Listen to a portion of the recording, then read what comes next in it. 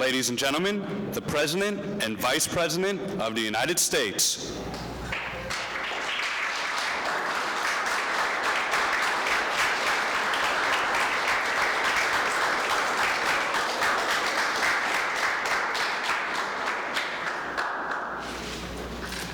Thank you very much. Just a few minutes ago, the House of Representatives voted to approve the North American Free Trade Agreement.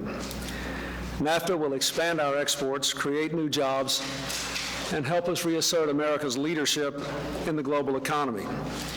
This agreement is in the deep self-interest of the United States.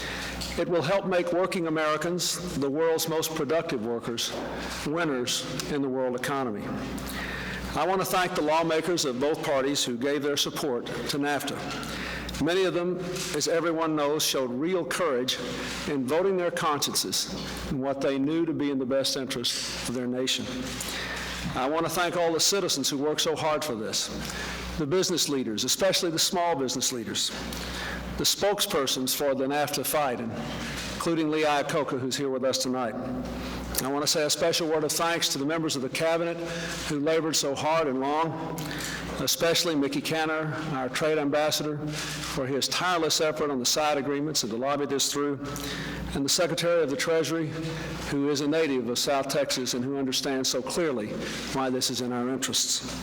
And I want to say a special word of thanks to Vice President Gore for bringing home the message to the American people in his superb debate performance. Tonight's vote is a defining moment for our nation. At a time when many of our people are hurting from the strains of this tough global economy, we chose to compete, not to retreat. To lead a new world economy, to lead as America has done so often in the past. The debate over NAFTA has been contentious. Men and women of goodwill raised strong arguments for and against this agreement. But every participant in this debate wanted the same things: more jobs, more security, more opportunity for every American, and so do I. I thank those who worked with us. I thank especially the people who organized the grassroots effort in our behalf, Bill Daley and former Congressman Bill Frenzel.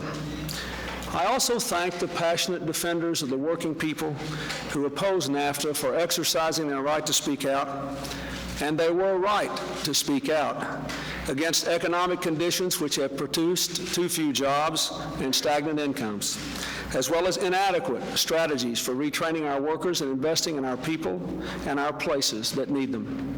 They fought hard, and they have my respect.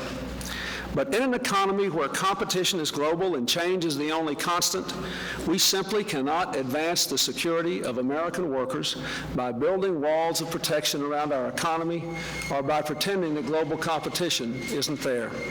Our only choice is to take this new world head on, to compete and to win. That's why it's so important that we pass NAFTA, and I hope the Senate will complete the process in the next few days. By eliminating Mexico's tariffs and restrictive rules, we'll be able to export more cars, more computers, and other products, and keep more American workers on the job here at home. NAFTA will raise environmental and labor standards in Mexico. And I want to ask tonight labor and management to work together with our administration to ensure that the labor and environmental provisions of NAFTA are honored. We must make sure that this pact works to America's advantage. NAFTA is a big step, but just the first step in our effort to expand trade and spark an economic revival here and around the world. One legitimate point that the opponents of NAFTA made is that we will do even better in the global economy if we have a training system and a retraining system and a job placement system for our workers worthy of the challenges they face. We simply must guarantee our workers the training and education they need to compete in the global marketplace.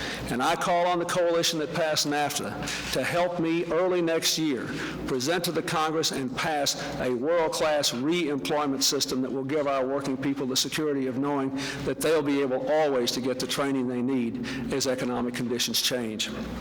We must also provide our citizens with other things, with health care that can never be taken away, with increased investment in people and places and jobs. And we must continue the fight to lower foreign trade barriers which slow economic growth here in the United States and around the world.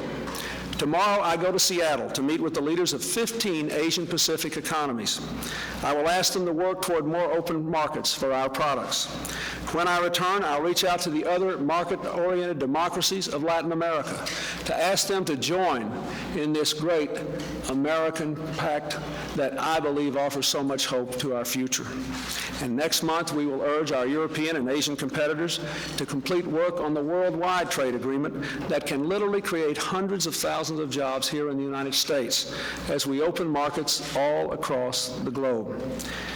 We faced choices before, like the ones we face tonight, whether to turn inward or turn outward. After World War I, the United States turned inward and built walls of protection around our economy. The result was a depression and ultimately another world war. After the Second World War, we made a very different choice. We turned outward. We built a system of expanded trade and collective security. We rebuilt the economies of our former foes and in the process created the great American middle class. Tonight, with the Cold War over, our nation is facing that choice again. And tonight, I am proud to say, we have not flinched. Tonight, the leaders of both parties found common ground in supporting the common good. We voted for the future tonight. We once again showed our strength. We once again showed our self-confidence even in this difficult time.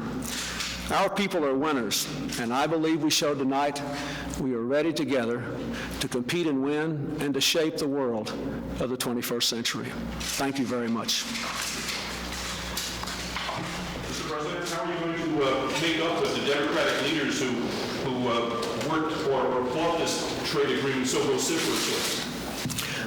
Well, I thought what they all said tonight was a very good signal. At the end of that debate, I was deeply moved by the efforts that people on both sides of the issue made to reach out to each other and to say that we have to make this work now, we have to go forward now, we have to build our economy. And I think you'll see that happening. I think you'll see a greater sense of unity and commitment to have the kind of job training programs we need, to have the kind of investment strategies we need to keep forcing these trade barriers down abroad. And I must say, too, I hope we'll see in the future some more of this bipartisan effort to build economic security for Americans, because a lot of our national security in the future is going to be involved with rebuilding our economic strength from the grassroots up, and that's a very hopeful part of this debate. What about the relationship with organized labor, sir? Well, one of the things I learned, again, in this fight is that they have an enormous amount of energy and ability to organize and ability to channel the passions and feelings of their workers. You know, when you think about it, we had the White House and the leaders of both parties, an enormous amount of support, and we had to come from a long way back to win this fight because of the work they did largely. And what I want to do is to ask them to join me now, as I said tonight, in making sure that the labor and environmental agreements are honored, and going on to the health care battle, and going on to other economic battles, and in making sure we give our working people the kind of education and training programs they need to compete in this different and very competitive global economy. Thank you.